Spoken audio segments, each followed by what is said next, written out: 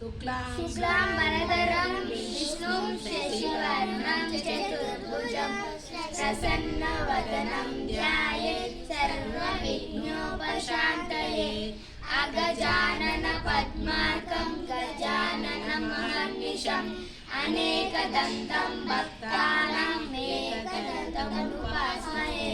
सरस्वती नमस्तुभ्यं वरदे कामरूपिणि विद्यारम्भं करिष्यामि सिद्धिर्भवतु मे सदा। पद्मपत्रविशालाक्षी पद्मकेसरवर्णिनि नित्यं पद्मालया देवी सा मां पातु सरस्वती। श्रीराम राम रामेति रमे रामे मनोरमे सहस्रनाम तत्तुल्यं रामनाम वरानने। ओम श्री कृष्ण परमात्मने नमः। श्रीमद्भगवद्गीता अथ प्रथमोऽध्यायः। अर्जुन विषादयोगः।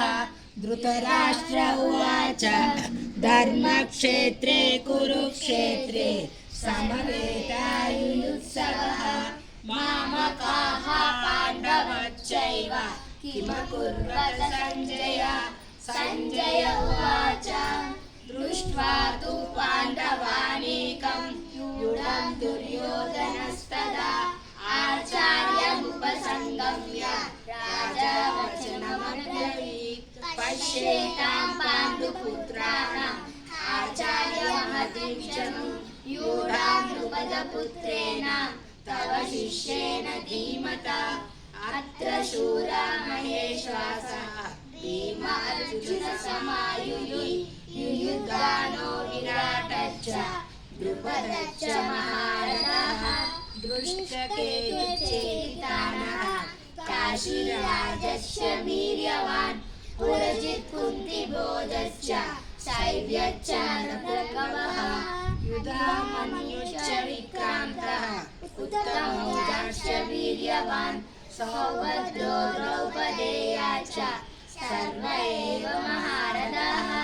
अस्माकं तु विशिष्टाये तानि बोधद्विजोत्तमा। नायका मम सैन्यस्य सन्यादं तां ब्रवीमि ते। भवान् भीष्मश्च कर्णश्च कृपश्च समितिञ्जयः अश्वत्थामा विकर्णश्च सौमदत्तिस्तदैव च अन्ये च बहवः शूराः मदर्थे त्यक्तजीविताः नानाशस्त्रप्रहरणाः सर्वे युद्धविशारदाः।